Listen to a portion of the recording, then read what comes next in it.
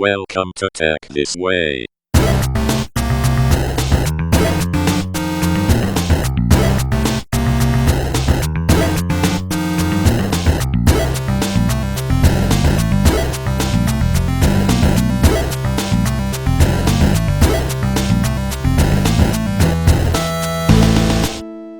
Assalamualaikum. Waalaikumsalam. Apa khabar Encik Amran? Macam tu lah. Alhamdulillah. Okay. Thanks for coming in. Welcome. Thank you for inviting. Dah lama kita cuba arrange ni. I sibuk, you sibuk. I think 2 months, 3 months. At least. I think so. Kan? Ha. Cadang-cadangnya dari last year pun dah. Jadi nak, early this year pun dah nak tu kan. And then COVID happened. Then COVID happened. Then we thought, should we do a Zoom? Tapi Zoom tak puas kan? Kan? Dalam Zoom, yelah I think tak puas lah. Not face to face. Betul. And then kadang-kadang ada isu network semua kan. Tak best lah. This is always the best. Yeah. So anyway, thanks for coming to Tech This Way. Thank you for inviting. Where normally it's just for me to, because I think a lot of us meet each other on a professional basis lah. Yeah. Kan? And then sekali-sekala sembang-sembang at the side. Correct, yes. Tapi I think it's more, so I'd like to find out more about you from your own journey lah kan. How it is. Because normally when you come to me, maybe you're pitching something kan. Adalah benda-benda mengarut yang minta. So now it's not about the pitching lah, but actually, so how did it all begin? You can go as far back as you want to share. The more embarrassing, the better. Begin in tech? Yeah. Or how did I get started in tech? Yeah, I guess, yeah. How did you even start? I guess from you when you first left school. That's in school. I was known to be the geek lah, because I was the president of our school's. Your mic tu you kena biar. Oh yeah. Biar ada ke mulut. Alamak. Kena pusing satu round. Serious? Betul. Dan dia ketat. Is that tighter now? Oh nice. There you go. Okay. So dekat sekolah I was known to be the geek lah. I was sekolah mana tu? Sekolah mana? Sekolah Melayu Jalan Kuala Kangsar. Oh okay. You orang KK lah? No, sorry. Malay College Kuala Kangsar, MCKK. So ramai lah connection. Adalah juga sikit-sikit. On the political power. Betul. The new government tiba-tiba banyak pula connection. Itulah. Menarik pula. Oh MCK budak collect. Okay. Year? So I Form 5 2004. Oh okay. Alah muda sangat lagi. I rasa dah tua. It's been a long journey. Kan. So dekat sekolah tu I was known to be the geek lah. I was the president of our school's cyber cafe. So during my time we managed to brought in new PCs, new PS2 back then. I think PS2. Okay. Dalam cyber cafe kan. So that's how I bagi pula bawa game-game dekat as long as it's in dekat cyber cafe lah. Okay. Lepas tu bila graduate, bila lepas sekolah my dad put me into PASUM, matrikulasi in UM. Okay. But he thought that anyone that enters PASUM and ends up being a doctor. Oh, I don't want to be a doctor. Right. So after he left, went back to Kelantan, I go to my lecturer, ask them to change me to the physical course instead of the biology course. Okay. So jahat lah. jahat lah. So my dad only knows about it bila I dah keluar PASUM, dapat result. Ini subjek lah. Kan. And then tapi he wasn't mad. But what did you do instead?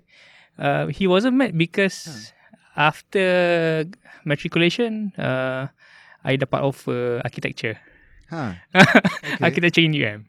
Right. So I masuk architecture in UM. So I was happy lah because although I like the computer and so on, design and architecture is kinda, I have some interest in that lah. Okay.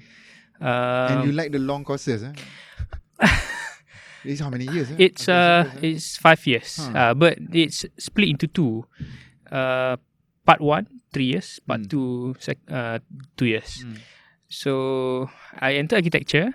my dad was happy. Finally, someone in the family do architecture lah. Sebab dia always thought that us should be either engineer or doctor. Okay. Typical. Oh, traditional lah. Traditional old school family. Kan. Macam my side, it was, well, at least you had the choice. Ours is just which engineering do you want to do? Okay. Yeah. Which engineering? Very specific terus. Soalan dia.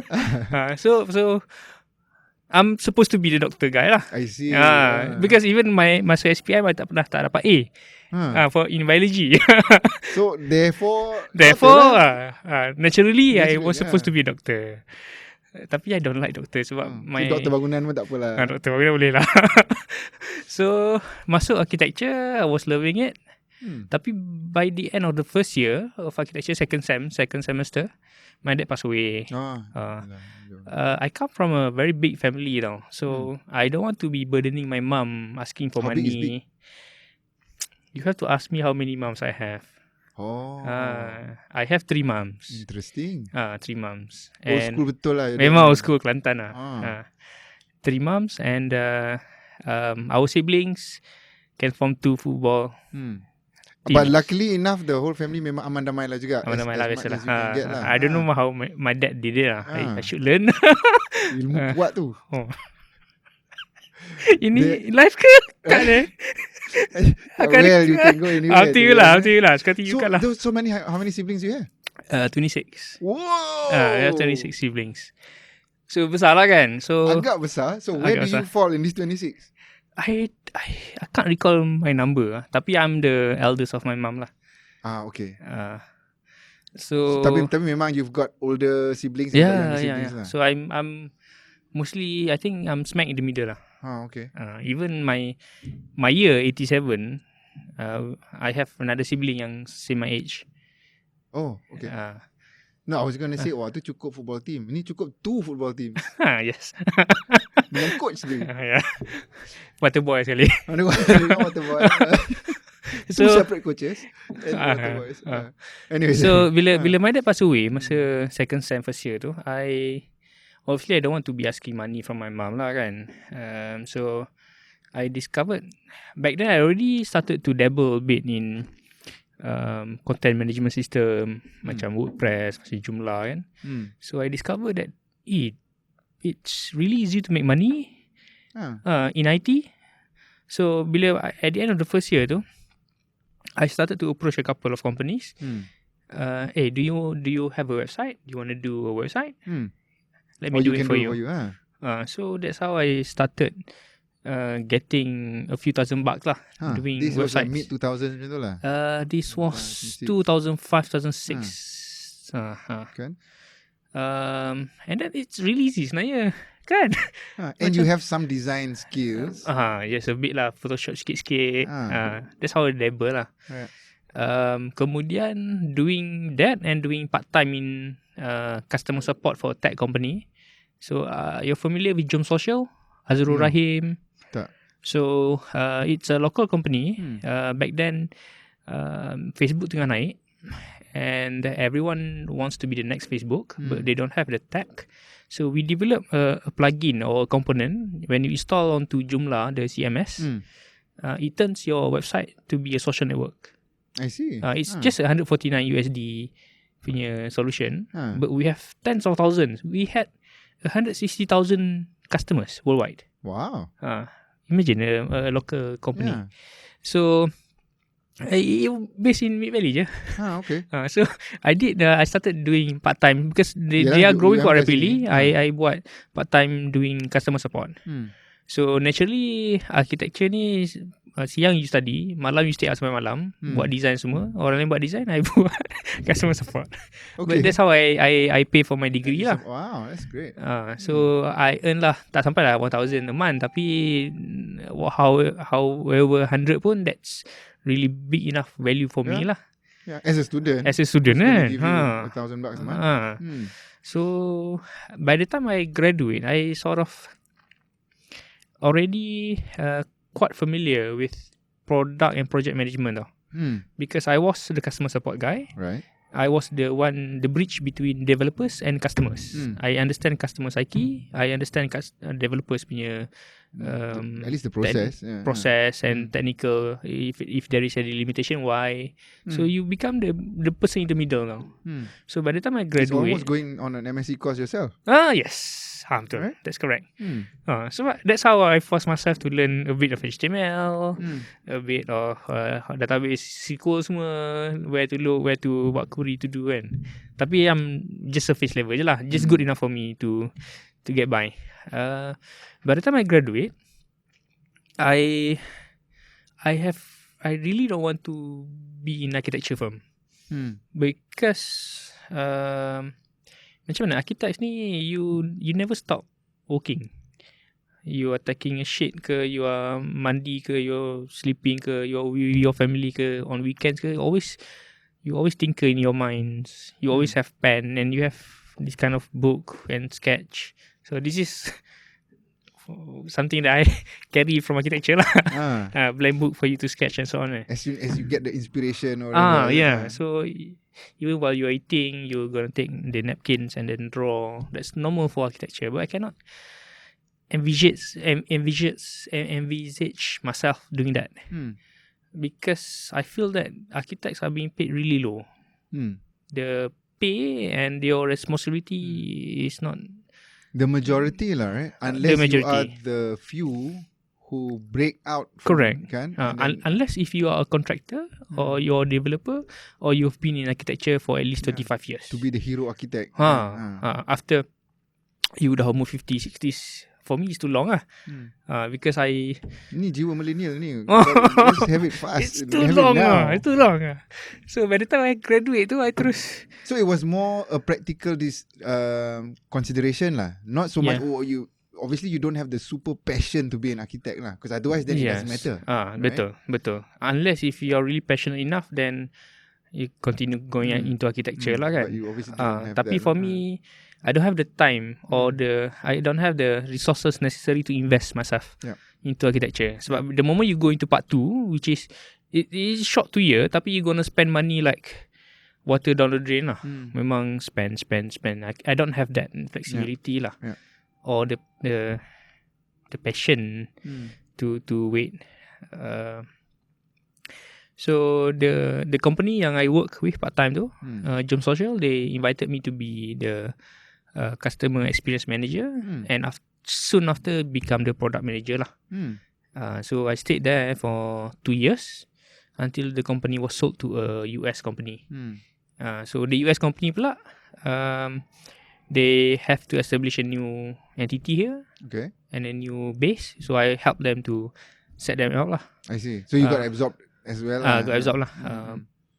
Pay was really good. We were paid in USD. Nice. Seronok lah. Tapi after a while, after 2.5 years of doing this, and one day you wake up and then you question yourself. You have to come up with an excuse to go to office tau. Faham tak? Macam you bangun, what should I do in the office today? Why should I be in the office today? You question yourself. Sebab tak bosan. Because what? There's no work, or because bukan, the work doesn't. It's you. So why are you doing it? You've grown, tapi you wouldn't. After a while, you stagnant at the same place. Stagnant. You've doing day in day out benda sama je. Yeah, stuff you can do. So dah bosan lah. But what else? So I don't know yet what I want to do, but I feel that because I already have enough saving to last me a few months because of USD pay kan. So I just hand in my resignation. I don't know yet what to do, but what year was this? This was 2012, early 2013. Okay. So I have no idea what to do. Kan ingat tak? Tapi I started to dabble into e-commerce. Kan back then there were plenty of people importing stuff from China, selling it online on Facebook. Yes. All that. All kinds of junk. All kinds of junk. Clothes and things. So you have to blame me. I'm one of those guys. So I started to dabble into that lah. So I imported some cheap electronics from China and so on. Yeah. $60-$70. I sold it for $400. It's good enough lah. Lucrative lah. That's how I discovered about GPS tracking. Because when we imported from China, it just sub 100 ringgit Yeah. device. Yeah. Although And everything's here- in Mandarin, but that's Oh okay. yeah, that's okay. Sometimes the SIM card doesn't work, but Yeah. you know, I've had it all. Yeah. GPS, So that's how I got familiar with it lah. Yeah, I discovered that it's really cheap, but people are selling This is it. the OBD2 punya plugin tu lah. The covert ones. Okay. OBD pun ada lah macam-macam lah. Right. So I discovered that I can make huge margin on this. So I import and I get familiar with it. Tapi it did not occur to me to go fully focus on GPS or car tracking because that time I just focus on importing generic electronics. Right. GPS So is one the of it. toys lah. It's just the toys. Right. All the electronic gadgets. Oh, good margins. Yeah. If you have a market for it, no problem. Yeah. But I started to focus on car tracking, vehicle tracking when a friend of mine lost his car. Jalan Makruf here. Okay. In Bangsa. Broad Yang daylight. tu, During Ramadan, next to McDonald's. Oh, okay. On the inside lane or on the main? I guess you have can no only idea. park on I the inside think lane. inside road. I still remember because he's Dia tak kunci pintu ke? Somebody broke in the no, the modus operandi is simple. You steal a car using tow trucks. Oh, No one who's would, gonna question? Dia terang-terang. Yeah. So, that's brave, man. They just tow your that's car. normal syndicate lah. Yeah. No one would question you. No one would stop In you. fact, yang tepuk tangan pun dia kot. Ah. Dia tak bayar something, right? Kan, You know, kan. you always trust. that So the tow truck we must only be know legit. it's tow truck because my friend that tow truck uses his smart tag dekat toll. So my friend managed to get Plus to review the security footage and it's a tow truck, the regular yellow tow truck kan. I see. So and a week later, my younger brother lost his first car dekat Penang. Because macam us males kan, our cars is our first That is love your kan. life, man. That's especially dia beli kereta tu guna dia punya blood, sweat and tears kan. It's a cheap kancil, I think 6,000 7,000 ringgit. Tapi for a guy, this is my life kan. So he lost his car kat Penang. So I started to there might be something that there might be some opportunity here lah.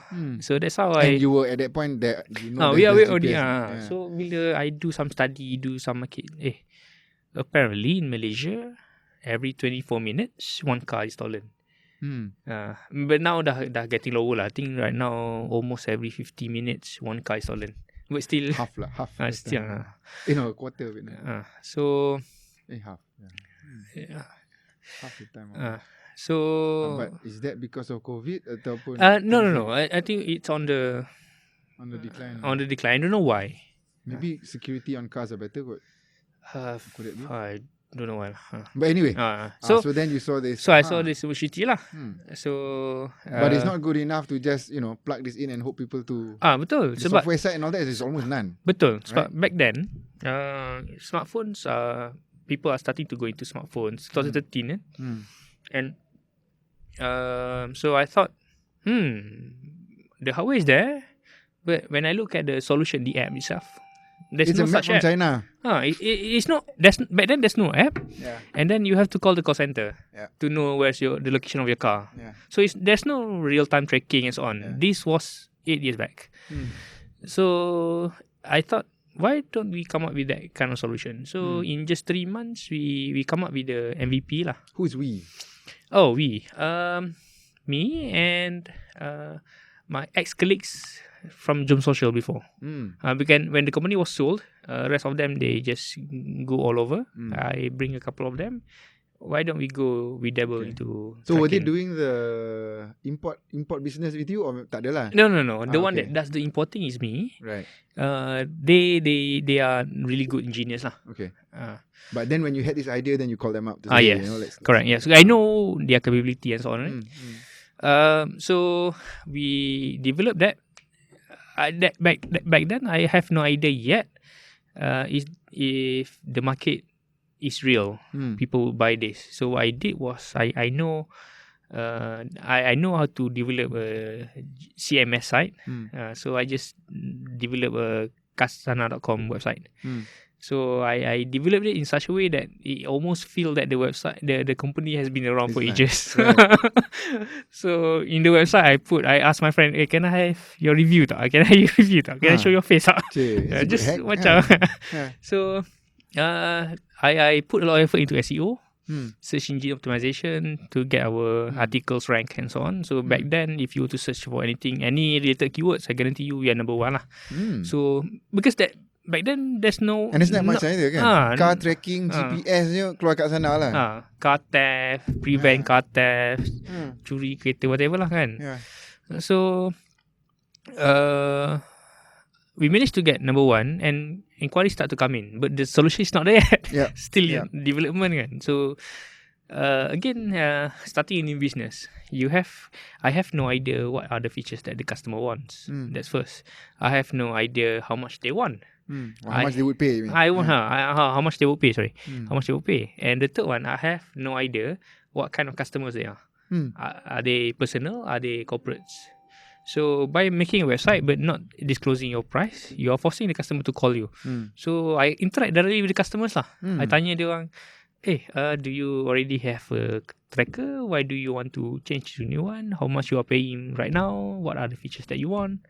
So that helped me help the team to know what are the features that you need to deploy fast. Yeah.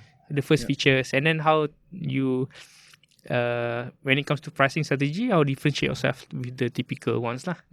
So even although at that point you're saying there wasn't that many options. There were many.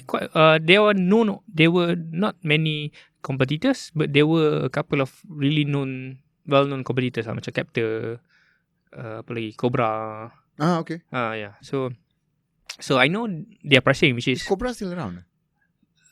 They were just doing the Captor no. Cobra, and you can not switch sure. off the car. But that's pretty much it now. Simple Did je. they have? I don't think they had GPS tracking, is it?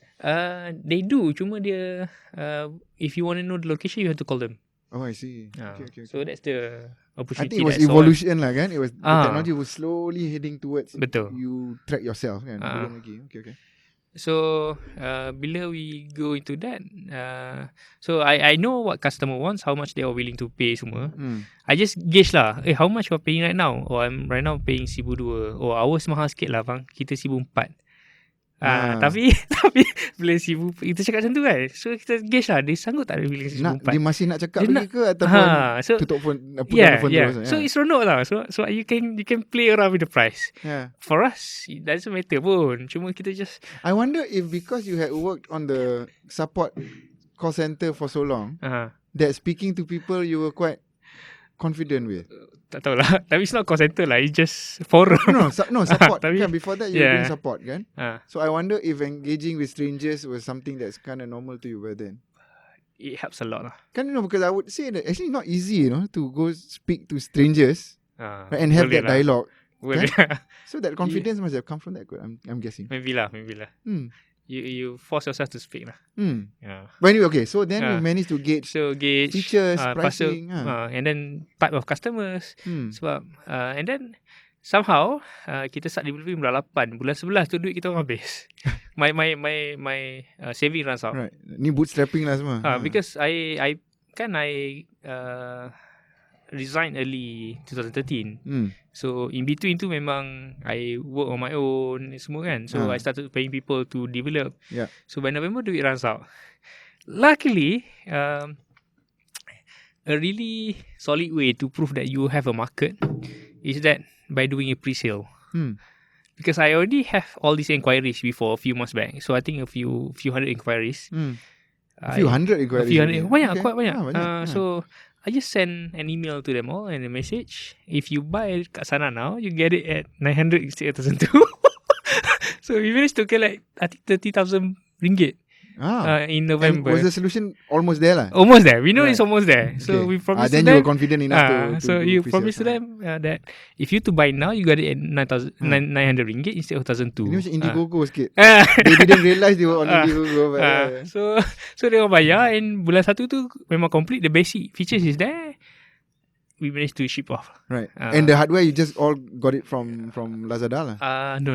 We have a different we tested some hardware from China back then, but we were not confident with it, especially at our pricing. Right. So we managed to source a few other hardware from Europe. Okay. So a bit more reputable lah.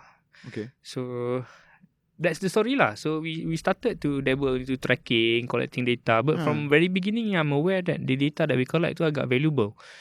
Sebab we know your G-force, your braking, cornering, speed semua kan.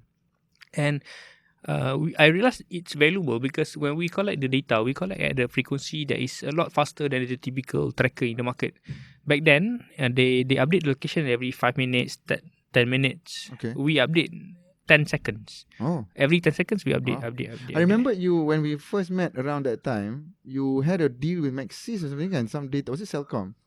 In terms of the data. Data. Oh, yeah, that was Altel. Oh, it was Altel. Okay. Altel. So without them, we won't be here lah. They helped us to come up with a custom SIM. Yeah, with a custom package. Because back then in the market, when we talk to other telcos, they ignore us. Because we are too small, we are nothing. Right. Yeah. You need to buy a lot more SIMs from them. And continuously, right? Yeah. But now I think SIM cards alone, we are paying tens of thousands a month for SIM cards. Right. Sorry, so you managed, how did you get that deal with Altel? I'm scared. Get access to the CEO lah.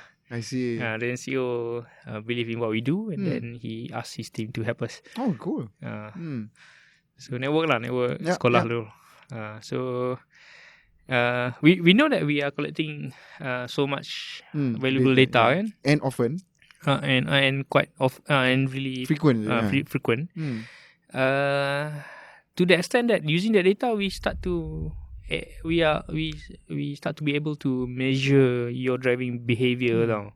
So by the end of 2013, and then 2014. So how many customers did you have live by then that you were tracking? We started selling 2014. So by I think by the end of 2014 tu tak banyak pun. I think dalam 200-300 vehicles. Maybe 4 lah kot. Maybe 400. Okay. Because by bad for first year. By mid 2014 tu, we started to get inquiries from the bigger companies macam Metrobus, Hertz and so on, right? So when we talk to them, they don't really care about people stealing their car because for them, these cars are insured. What's a lot more valuable for them is to understand their driver's behavior because as a bus operator, you don't want your drivers to be seen speeding on the road. Right, you don't want people to take a video and upload the video to YouTube and say, hey, this particular bus company is so reckless. They don't want that. And safety as well lah, right? Safety lah kan, perception lah. So that's how we managed to get one bus company, I think dalam 60 bus something. Oh wow. So itu macam epiphany for us tau. Oh, if we were to tackle the corporates, terus dapat banyak-banyak. Kan? Kan seorang-seorang right? Betul. But by then we were, I guess you look back like it's obvious. Tapi step by step you need to learn. Kan? Macam and these corporates, they won't bug you in the middle of the night. Because they only bug you during working hour. And itu pun biasa lah kan. They're working too, these guys. Tapi in the middle of the night, they won't bug you because people won't steal a bus in the middle of the night semua. People wouldn't even steal a bus kan. So that's why we started to focus a bit on corporate lah. And when we go to corporate, we start to learn their requirement, which is they don't really care about security at all. They care about safety. They care about driver behavior. They care about HSE. HSE ni kan? Health safety. So that's how we started to develop some sort of algorithm lah. It's quite stupid lah back then. Bukan stupid, quite simple lah. Right. Tapi we you can call it an algorithm. It doesn't have to be so complex kan? But still, it's just some sort of a quick way to rank drivers lah. So that when you open up the dashboard, you see the ranking of your drivers. We did that. And then we started to notice, you know who else is going to benefit from this? It will be insurers. Because, macam mana? back then we had 100% recovery of stolen cars. 100%. I think up to 40 cars. This was 2016. Right. I think around 30 to 40 cars we recovered. 100%, none lost. So ni sebelum dia potong the car lah, sempat call the police and go and correct, yeah. Sebab identify, dia when if the car moves, you get alerted immediately. Yeah. So back then 100% lah. Sekarang dah 96% ada yang failed to get recovered. Okay. Tapi adalah, must have been some interesting stories lah. Memang. When you find the car, Ada penculik tengah bawa kereta. Ada quite a few times. Our first ever stolen car was I still remember to this day. It was 1st April 2014. I thought it was April Fool because I got that was during bulan puasa, if I'm not mistaken. Okay. I got a call from the customer. Hey, Fuqaha, can you check my car tak? I dapat alert kereta bergerak lah. Sebab dia check on the app kereta tengah bergerak. Check memang betul tengah bergerak. Turun downstairs memang tak ada lah.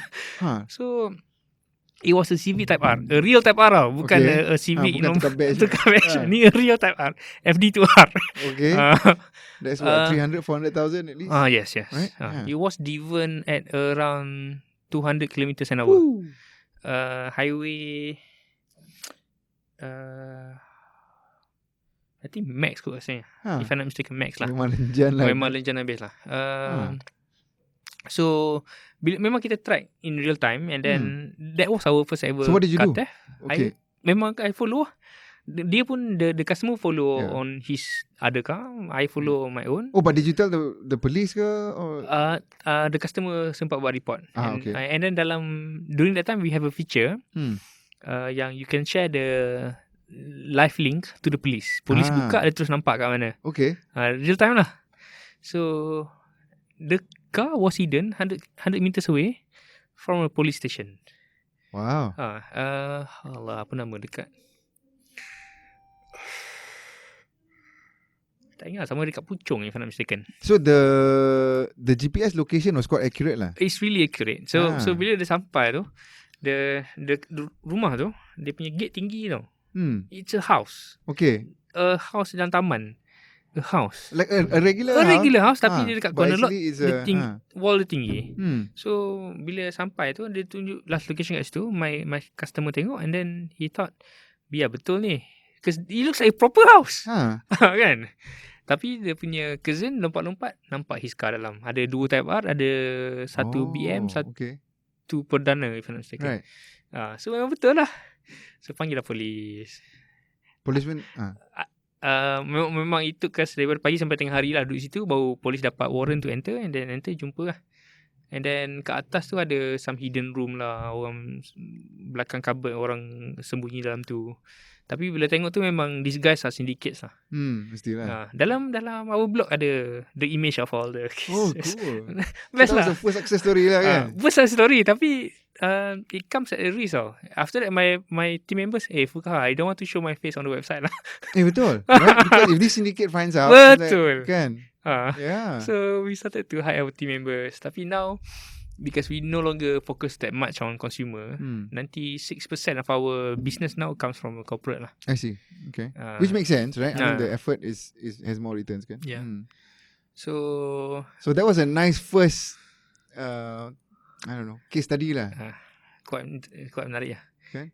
Although you probably wouldn't want to do it again in terms of how you approach you send the police first lah. Janganlah pergi dekat malam kena bantai. Sebab dia tak tahu lagi kan, tak familiar lagi. Kita just excited. Whoa.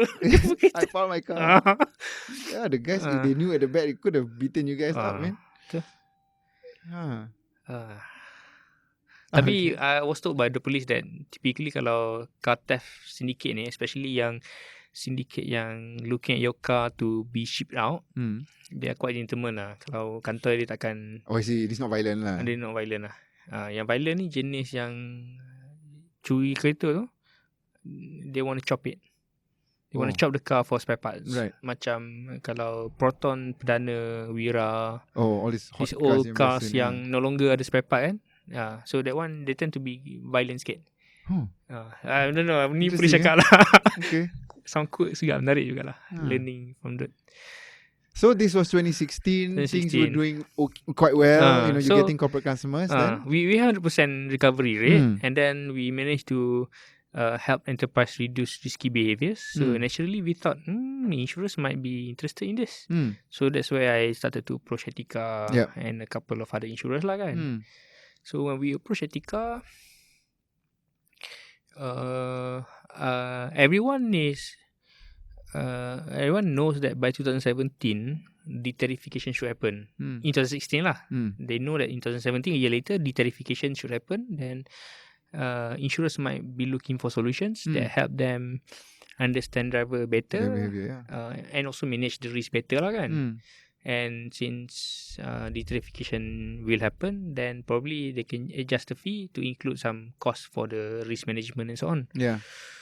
So we approached insurers. Back then, the idea was still using hardware to track the vehicles.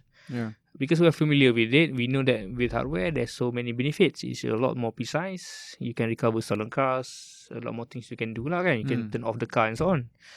But when we talk to the insurers, it's too expensive lah.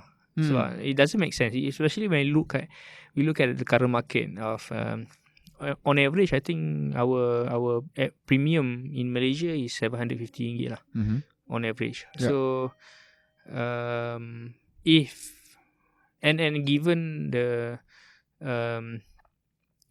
claim loss rate kat Malaysia is the good insurers probably 68%, on average is 71%. So insurers ada 29% je margin. Kalau tolak dengan commission 10%, you only have 19. 19 kalau katakan 20% je, 20% insurers have left. 20% of $75 is 150 ringgit. Tapi kalau hardware alone dah cost you 200 ringgit, guaranteed loss lah. Yeah, correct. Guaranteed loss kan. Doesn't make Unless sense. you do it for marketing lah. Unless you do it for marketing. Yeah. Kan. So when we talk to insurers, itu saja hardware tapi tak termasuk dengan cost of installation, cost of support, warranty, SIM cards. Yeah. So insurers are interested, tapi unfortunately the way our business model of using the hardware doesn't make sense lah. So that's how we know they are interested.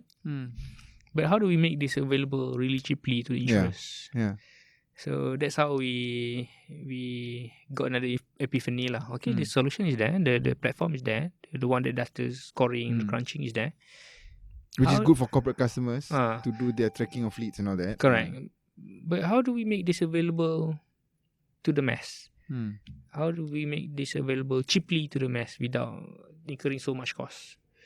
Naturally, everyone already has smartphones, so we developed the app lah that use sensors on your phone, translate it to the score, transfer to our server. Because naturally, we design our platform to be device agnostic, meaning we can use any kind of GPS device in the market. Phone is just another GPS device. Yeah. So that's how we got started with DriveMark lah. With DriveMark ni, what year was that? That was we managed to sign MOU with Etika and Allianz on DriveMark 2017. September, I think. Okay. So 2014 was version 1 lah, if you like. Version 1. Hardware. Right. So then 3 years later, jadi software only. Jadi software only. And then we split the company now. Okay. Because DriveMark, we see it can have a strong growth on the insurance side lah. We can help insurers to be digital. But on Katsana side, we also grown from fleet management, car tracking to IoT. Okay. Now we've deployed solutions not to track vehicles, but to track sensors in plantations, ports, in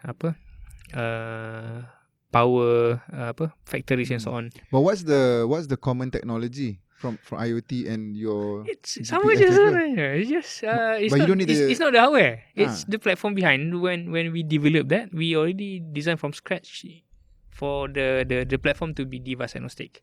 So as long as you just send any kind of protocol, we translate that, and then that's it lah. It's just track the data lah. Whatever sensor type. Sama je. Just collect it. So seronok lah sikit. And then now I'm fully focused on DriveMark, but my other team, they have their own CEO, engineering semua. They autonomous lah running on for the Katsana IoT side. Yeah. Okay. Yeah, so itulah. Now the Drive Mark side is the one yang cuba penetrate and try to come up with a new business model lah. People look at this to be insurtech, insurance technology, try to disrupt motor insurance kan. Tapi to be honest, I'm still discovering what we can do with Drive Mark lah. We know that the data that we have is valuable for insurers. We already partnered with one insurer to come up with a product. But I am still discovering what else we can do with Drive Mark lah. Because one of the most fascinating things that you demonstrated was at Bernegara at Sasana Kijang. Yes. I don't know whether that was the first time that you shared that publicly. Uh-huh. The image of the highway. Oh yeah. And right where the lights. Yeah. Of where the volume of the traffic is and all that. We have a lot more now. So yeah, we collect around. This was last year. This year I dah lupa berapa. Tapi last year it was 2.5 to 3.5 million kilometers a day. Worth of data. So wow. And this is throughout Malaysia and Sabah Sarawak? Throughout Asian sebenarnya. Oh, okay. So our users, they travel. So we track your phone. Yeah. Kalau you pergi Japan ke Korea ke, we still track you. Yeah. But then I guess the places where you are interested, if they drive lah. Yes. So during awal-awal the early stage of COVID, we did some study on how MCO impacts riderships and so on. So there is on our blog lah if you want to see. So we go quite any interesting deep. Insights? First of all, I assume the volume has dropped. Volume has significantly dropped lah. But the reports that the government mentioned that we have 80% compliance, 90% compliance, that is mostly correct lah. Memang compliance to stay at home, don't travel. Right. So when we look at our data, memang betul people are not moving lah. Cuma there are certain days yang people, I don't know, maybe a week after that people jadi jump balik sekejap. Geram malam tak bergerak. Tapi we did some cool finding lah. What we discovered was most of the trip yang the distance of the trip mostly focus on the short distance travel. Means that people just travel dekat-dekat je to beli grocery and so on. But somehow travel yang long distance, yang more than 50-100 kilometers, it increased. So it shows to us that probably those yang increase ni is because these are the essential jobs yang confirm kena ada. They work a bit more hours than the regular ones. What do you mean? Like what kind meaning of contoh macam for logistics, those yang work on dekat hospitals and so on, they tend to travel a lot more than before. That is the deduction that we can make lah. If you look at our Drive Mark blog, right, there is a detailed graph and so on. So how many mobile devices is producing this 2.53 million miles worth of data right now, kilometers of data? How many downloads? That one campur dengan Katsana tau. I see. Tapi kalau campur dengan users, by now I think our active users have dropped around 40,000 a day lah kot. 40,000 users yang sending data a day. Right. Cuma last year we received support from Petronas plus Touch and Go, Myros to do a national safest driver challenge during Chinese New Year. Right. So they launch it, and then the top 3,000 drivers gonna receive. Nombor 1 kalau dapat RM1,000 fuel. Oh wow. Dah start dah? That was last year. Oh, that was last year. Okay. Chinese New Year last year. Right. And RM1,000 Touch and Go credit. So banyak gila. So ramai gila orang join. Seronok lah. So what we did only 4 weeks ago, last month, we signed MOU with Myros dengan International Medical Uni to collaborate and develop an annual road safety challenge. So dia jadi macam road safety punya movement lah. Yeah. I think this is something that Etika should be looking at, if not already. Yeah, sure. And it's fun because when we do the scoring, right, we can do challenges macam, is it true that Penang drivers is the worst of all? Penang versus Melaka, which one is the worst? Yeah. Penang versus Johor orang cakap. Tak lawan, I don't know. Or male or female drivers. Right, yeah. So what is it? Male or female? tak ada beza. Our So you don't have to be so politically no. correct. Our data shows tak ada beza. Kalau beza pun 2 or 3% lah. For guys nak menang ni. But when you say better drivers, so in terms of speeding, cornering, G-force and all that lah. Dangerous driving. Yeah, banyak lagi sebenarnya. We have over, I think 40 parameters that we look at. Okay. Your time of driving. Sebab naturally those yang drive nights has higher risk than the ni. But then when they are behind the car, behind the wheel, who's worse? Behind the Male, female? The worst always. Tak nak cakap. You have to be data driven. So tell us the data. For I think it's insignificant lah, the differences. So. Exactly. The one it doesn't matter. It doesn't. So you can just say that, right? The statistically insignificant shows that if you're male, you're married, and you have kids, you are a lot safer than the rest. On the flip side, so if you are female, single, okay, then you're the most dangerous driver. Tak apa, you don't have to commit. I just said it already. So the one that what we discover is almost in tune with the claim rate that we see from insurers lah. If you are a first time driver, your high risk probability of having a claim in 1 year, first time driver in the first year tu memang 50% lah. Kalau first time driver. That is bad kan? Betul. It's almost like 50-50 chance lah. 50 lah. Or if you're a young driver, under the age of 25, 24 kot, 40% chance of accident. Wow. It shows that the longer you drive and the more experience you gain, you start becoming a lot better lah. Yeah.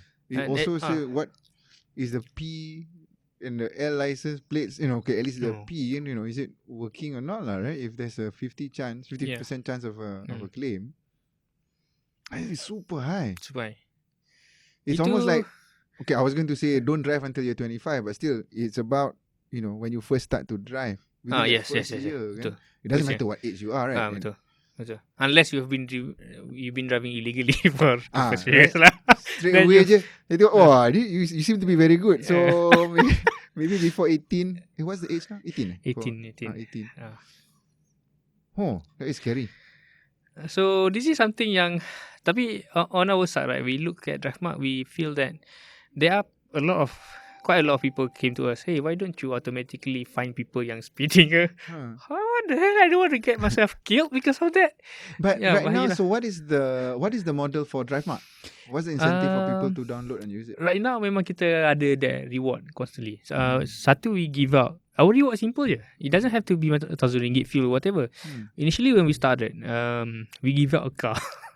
Oh, simple. It's a car. That was when we started lah. It was an Iris.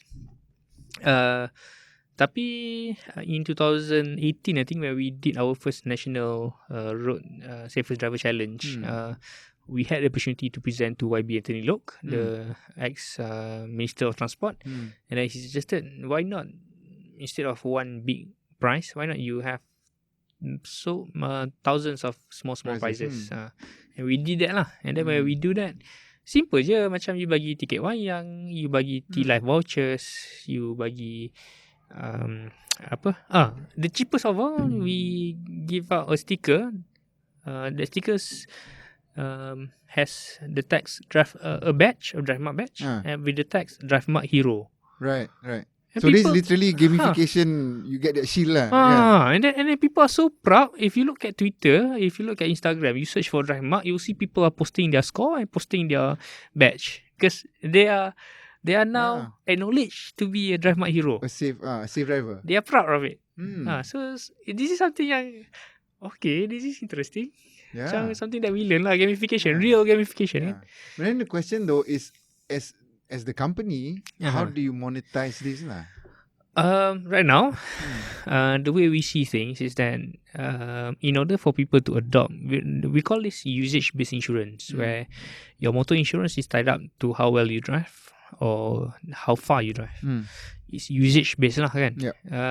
In order for people to adopt this usage-based insurance, they have to trust the score. They have to trust that they are being scored in independent way. Yeah. There is someone there that is not associated with insurers that scores you and tell you how you can move up. Because I feel that if you don't have the trust, user will question, I'm supposed to get some discounts. But why don't you give me discounts? Because the moment this scoring is handled by the insurers themselves, people will question that. You are Because the presumption would be, I'm sure the insurer wants to avoid discounting. betul. So it would be hard for them to trust me lah. Betul. But from a insurer standpoint, how do we know that people cannot game the system? We want them to game the system. As in macam we want them to game in a way that if I were to drive this way, my score is always good. We want them to know how to game because this is game. I was thinking more fraudulent way lah. Fraudulent lah. Meaning I know you are a safe driver. Correct. You bring 2 phones with you. Itu memang always you can game. I cannot deny that lah. Memang always boleh game. Tapi that's I You think would hope that's the exception lah. Or minority lah. Also, I would hope that when it comes to pricing, that moral hazard has already been calculated inside the pricing, which is even now if someone were to come up with macam we have P&O, Pacific and Orient dengan Tune, they already come up with their own distance-based insurance. I'm pretty sure they already calculated, they already added some moral hazard inside that calculation lah. Yeah, true. Itu game ni. But as you say lah, but if you game it to the point where you're actually driving safer, then you know that's a good outcome lah. Yeah, if you look at our app, right, you have 7 levels. Okay. So level ni macam kalau you play Mobile Legends or whatever tu. I tak tahu. I used to play, dah lupa lah. So the first few levels are noob levels lah. Right. Those yang baru lagi. You just do basic stuff and you get some points lah. Right? So this is how also we design our leveling juga. Yeah. So we want to encourage them to stay longer so that they acquire more experience. Because for us, yang important for us, it's not your driving score or your score for your one trip or the first 1 or 2 trips. For us, yang important for us is to make sure that the user can exhibit consistency and veterancy. Sebab kalau dia exhibit veterancy dengan consistency ni, memang it means that they already what do we call it, become a part of the gamification tu.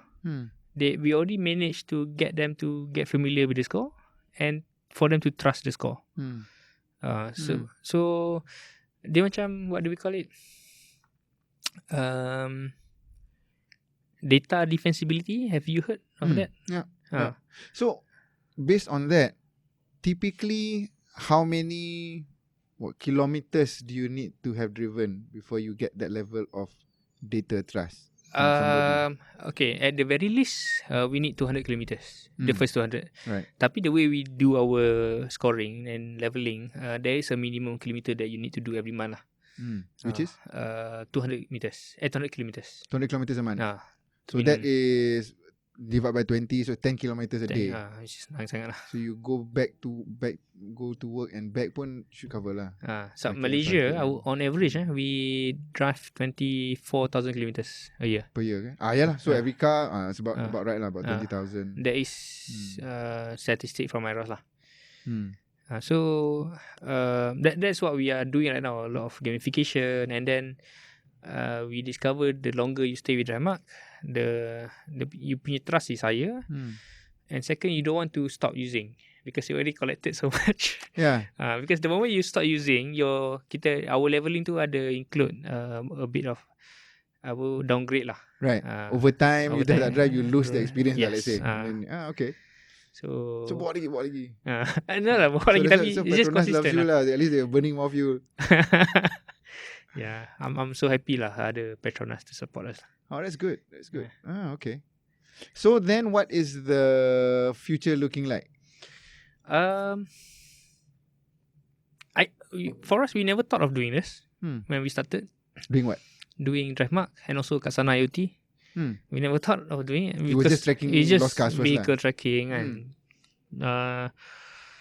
Tapi yang I seronok, we seem to be able to nurture talents lah in the team.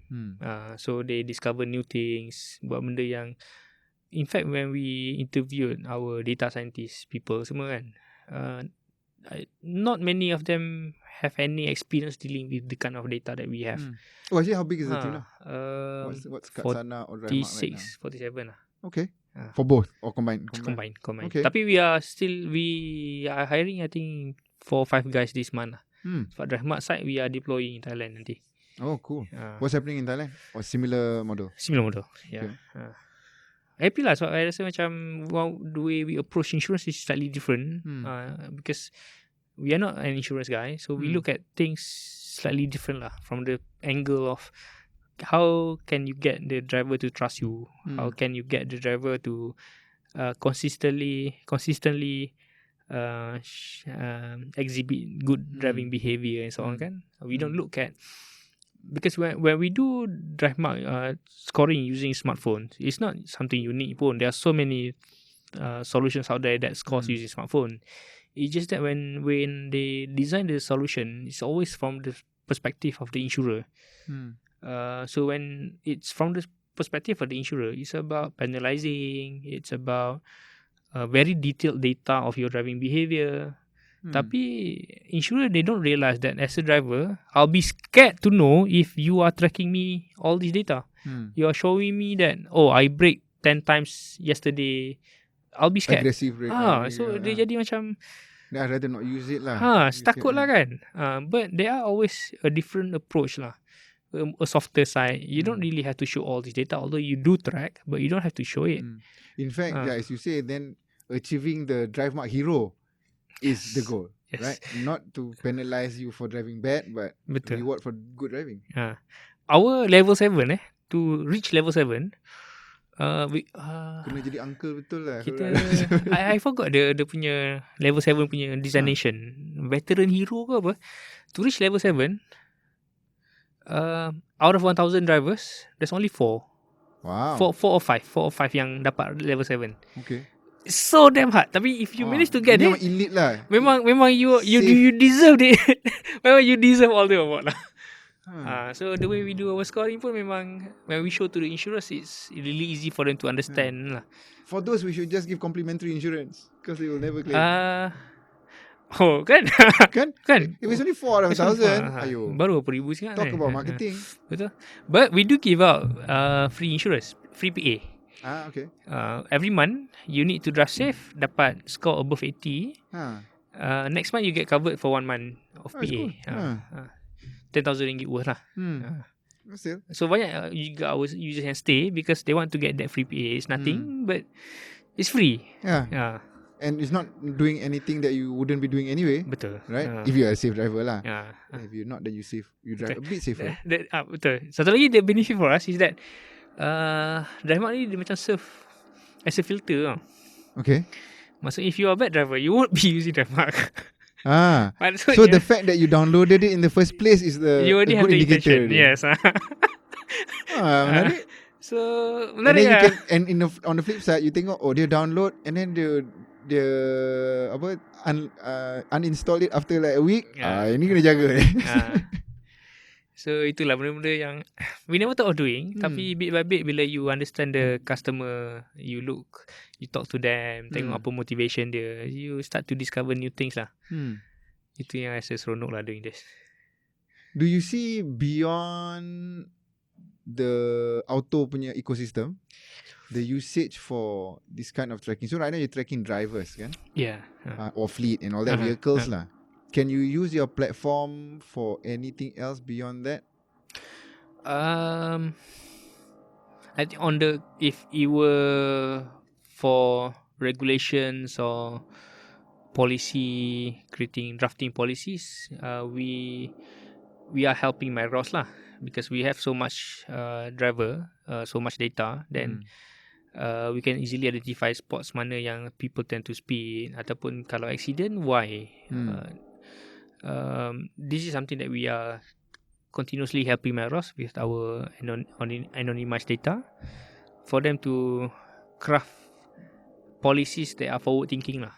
Policies yang not data driven, tapi we call it data informed. Data informed. Beyond automotive, not check lah kot. Tak ada lagi lah. Tak terfikir lagi. Cuma but I guess your IoT side, okay lah. So then that's question of tracking any type of sensor. Correct. Data. Yeah. But hardware, that one is hardware driven lah. Macam distinction is Katsana is hardware, DriveMark is software. Okay. Makes sense. That simple lah. And the use case for the software is really not right now is the drivers lah. Drivers, road safety. Yeah. Cuma kat sana tu lah. So besar juga opportunity on IoT side. Something I surprised lah. Sebelum ni tak pandang kan. Tapi bila we started to dive into IoT 1.5 year ago, dah 2 years dah. For example? For example, when we deploy for plantations, plantations ni dia banyak benda-benda archaic. What are they tracking? Maksudnya macam machineries. Sebelum ni all these machines they have sensors. They already have onboard sensors, but they are not connected to the net. So maksudnya how do you connect that sensors to the net lah? What kind of machineries are you talking about? Macam kalau plantation macam CPO, crude palm oil. Okay. Macam tank yang besar tu, yang 15 meters high. Okay. Kalau sebelum ni they'll go to the tank pukul 8 pagi, semua akan panjat tank tu guna tali biasa. And then jatuhkan tali and tengok, okay, dah. This is capacity, the level capacity. So benda macam tu sebenarnya boleh je automate. Okay, that's kind of really basic yeah, stuff. Betul. Okay. I was thinking about wear and tear of the engine. Tak ada macam tu. Not even that sophisticated. Itu pun boleh. Cuma not there yet. So banyaklah benda yang you can automate sebenarnya. So instead of, kalau as a management, right, kalau in order for you to get the latest oil level, you need to wait until 8 AM in the morning. Padahal you can just open up the app then the app update you live lah. Macam-macam sensor, you can be a liquid sensor, liquid level sensor LLS, or it can be micro impulse sensor. Micro impulse ni lagi more advanced. They just impulse. You install at the top of the roof and then ada impulse, ada echo. Right. Like a radar lah. Like a radar. Then you know the levels. Macam-macam lagi.